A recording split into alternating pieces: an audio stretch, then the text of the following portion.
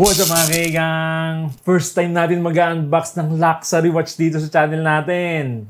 Actually, affordable luxury to eh. Kasi itong watch na i-unbox natin ngayon, homage or inspired sa luxury watch na Jacob & Co. na worth millions. Pero itong watch na i-unbox natin ngayon, nasa 5 digits lang yung presyo niya. Kaya sinabi kong affordable luxury. Compared dun sa Jacob & Co., nasa mga millions yung mga watch nun. Pero magmumukha ka ng milyonaryo dito sa Gaia Planetary Flywheel Mechanical Watch.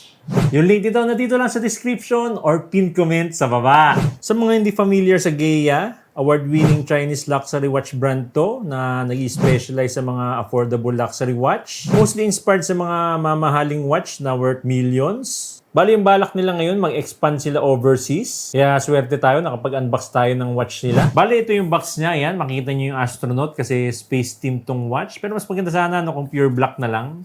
Pero sa China kasi kahit luxury, may mga details pa rin yung mga packaging nila. Anyway, tanggalin natin to. Yun, nakalagay dito, Gaia. You know? Tapos merong opening dito, yan. Yellow. Okay, open na natin. Yan, may paper cover dito. Tanggalin mo natin to. Tapos yung manual. Yan. Nandito na yung manual. Tapos meron pang art toy. Kasi space theme to. You know? Merong art toy na kasama. Oh. Okay. Tapos, yung warranty card. Tapos kung makita nyo sa camera, yan. Merong free strap na kasama dito. You know, nakatali. Bale, ano yan? Silicone na strap. Tapos nandito na yung watch mismo. Ooh, nice. Ganda. Oh. Okay, tabi mo natin dito. Tapos nandito yung paperworks. Yan, paperworks. Okay, tabi mo natin yung iba. Homage or inspired sa Jacob & Co. na luxury watch. Talagang stand out yung design niya dahil sa 3D crystal dome na glass. Space-themed yung design. May planetary flywheel at crystals pa sa likod. Tapos stainless steel yung body, tsaka leather na yung strap. Waterproof na rin pala to, pero syempre hindi recommended na gamitin to sa swimming. At your own risk na lang kung gusto nyo paggamitin kahit mabasa to. Ngayon lang tayo nakapag-unbox ng ganito. Grabe, ang ganda oh. Kumikinang yung crystals niya pag nagre-reflect sa ilaw natin.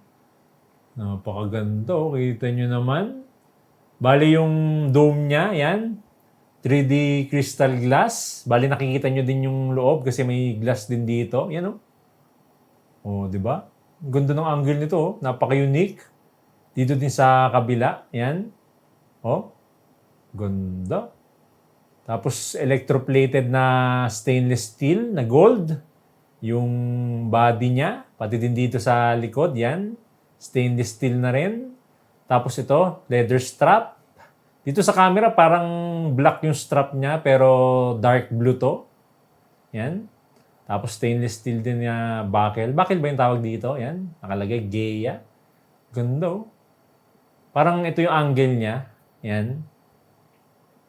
Yan oh, napaka-unique ng angle niya. Ganda oh. Oh. Ooh, nice. Kahit sa gilid oh. Napaka-stand out. Oh. Kita nyo naman. Oh, kumikinang pa oh. Ganda.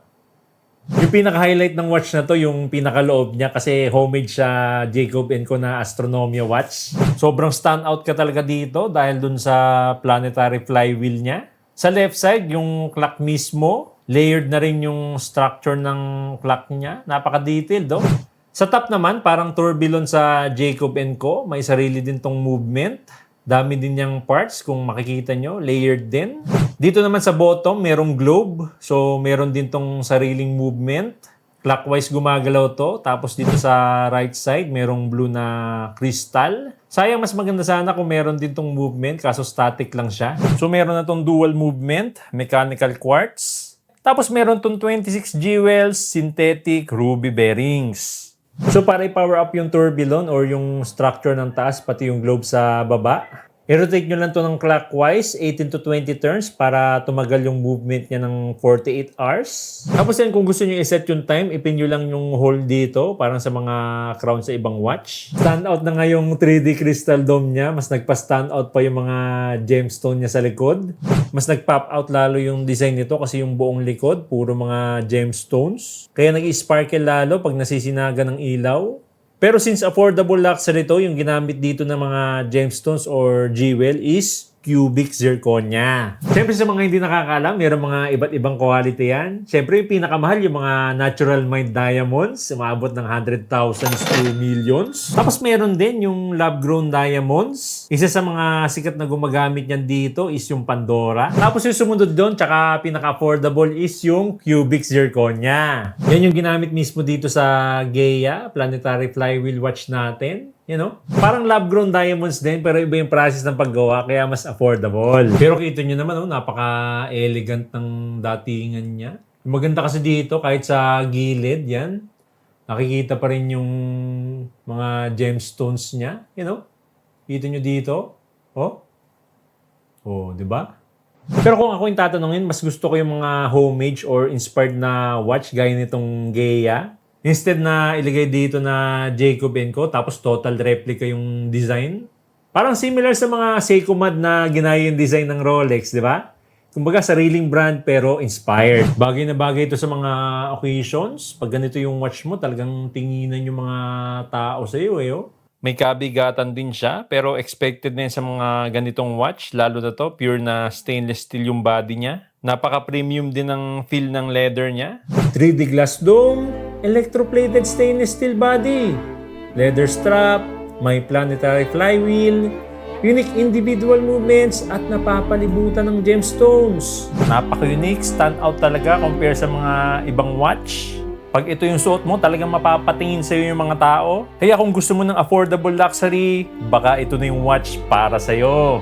Hindi mo na kailangan gumastos ng milyon kasi nandito na ang Gaia Planetary Flywheel Mechanical Watch na inspired sa Jacob & Co. Astronomia for only 33,000 pesos.